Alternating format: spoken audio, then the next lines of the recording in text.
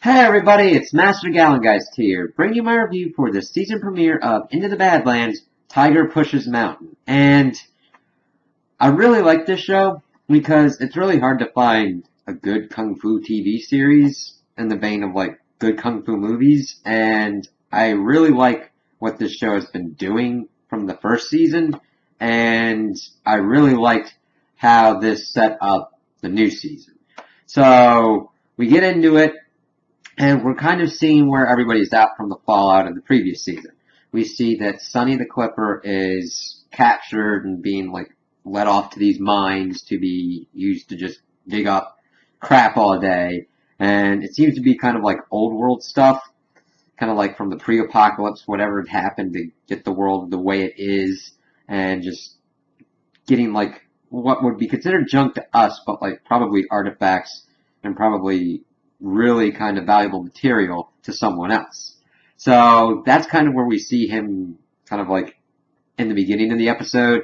And of course, he gets into it. Someone's about to be killed and he doesn't want that to happen. So he goes and we get this really cool action sequence with him just like beating the crap out of all these guards and everything. And of course, it doesn't work out that way, that he's able to escape or anything. He gets captured again, and of course the engineer dude, the kind of head honcho there, is just like taunting him and everything, because he's pretty much in a kind of weakened state, probably, but I mean, he's still kicked a lot of ass, and I gotta hand it to this show. It does really good work with how the action sequences go.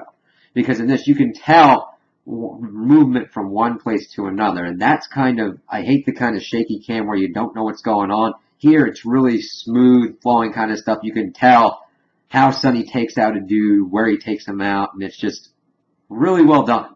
So from there we kind of get into the Barons, and they're the ones that kind of like control the Badlands, because the way the world's set up, the Badlands seem to be controlled by just all these barons trying to vie for control and everything. And then there are other places outside, but they're only like concerned with what's going on in the Badlands. And we see Ryder, who was the son of the previous Baron Quinn, kind of like going over all the oil fields and kind of like, because that it was newer territory last season. He's like, what's going on? Production's off.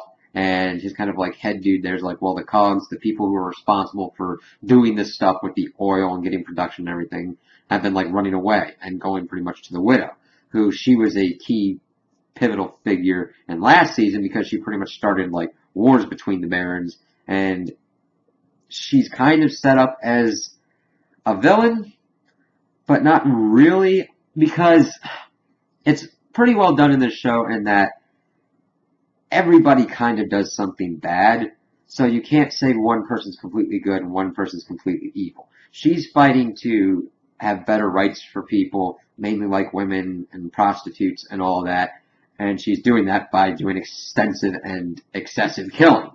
And of course, that leads to the whole culmination of their attack on the oil fields to claim them because they need resources. They need to get their operations into order to prepare for the coming conflicts that are coming. And this was another well-done action sequence. And let's put it this way. The forces of Ryder are not up to snuff without Sonny, because Sonny was the premier Clipper who was like an assassin bodyguard all-around jack of trades for like assassination and infiltration. He was the best.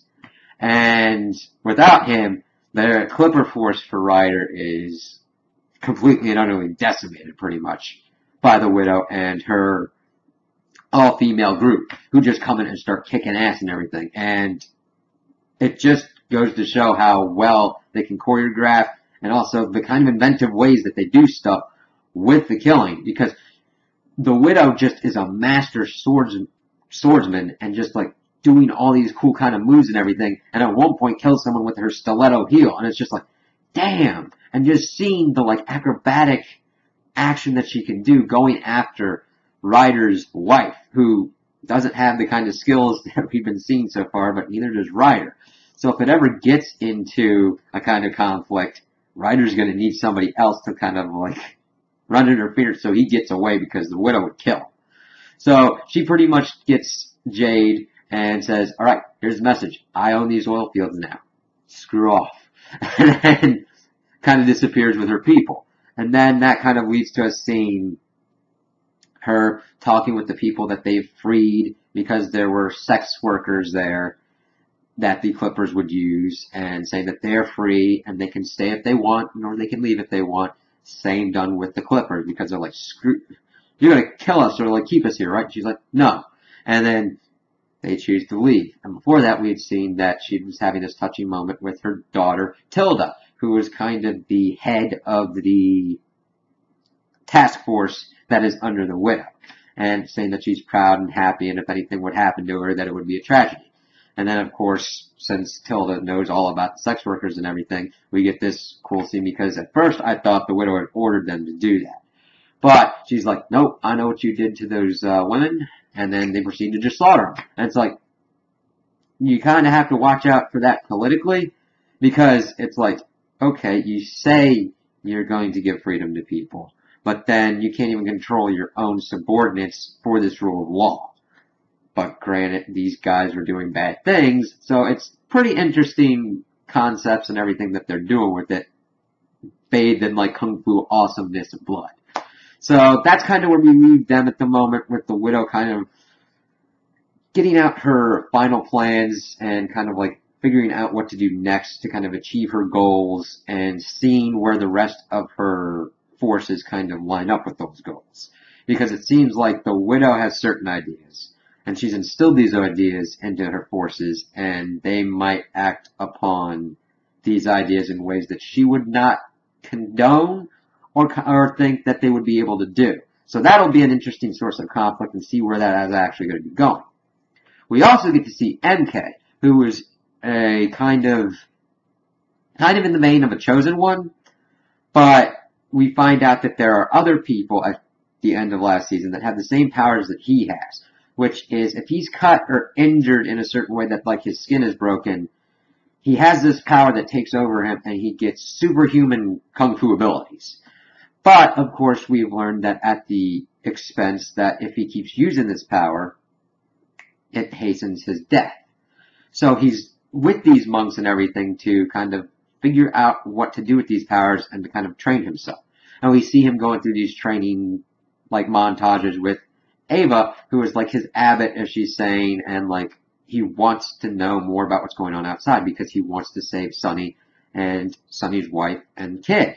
And he wants to help people. And that's cool, because there can be certain points where MK seems kind of annoying, but they at least kind of balance it out in that he's brash and everything because he knows he has these abilities and wants to use them to help his friends. So it's coming from a good place.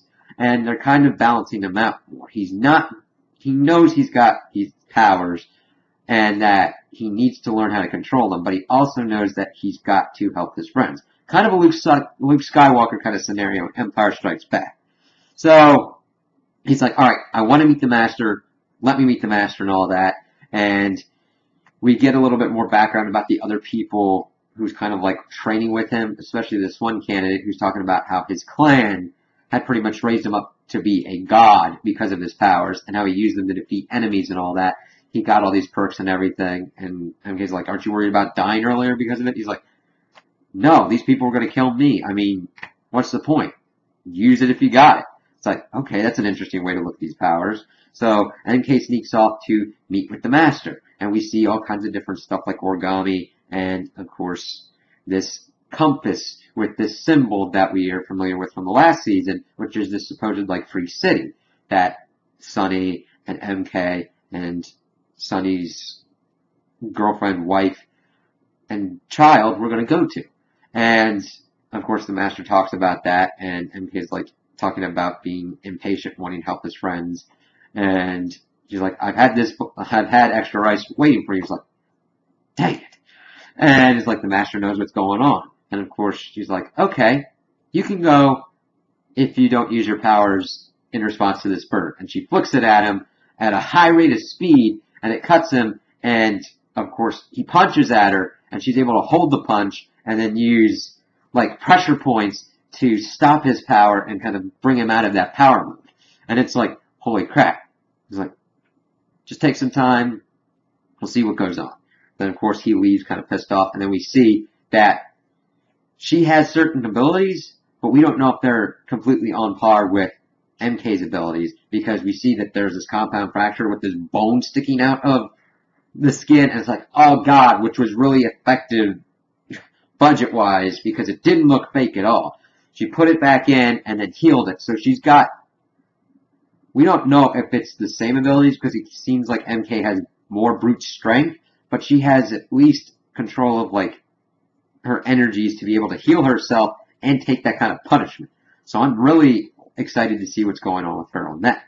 So MK's still training with Ava and kind of pissed off that Ava's been like reporting on him and kind of like goes at her a little bit, but then the master comes in and says, alright, I'm going to take over your training. So it's like, ooh, where's this going to go? Is she going to teach him techniques or whatnot, try and accelerate his training, or try and get him to see that this is not something that should be taken lightly?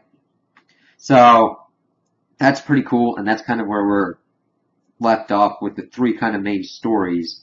We get back to Sunny, and he's learning about the mines and everything from this dude that he's chained to, Benjay. And Benjay's a cool character. Typical kind of like underground, kind of black market merchant dude.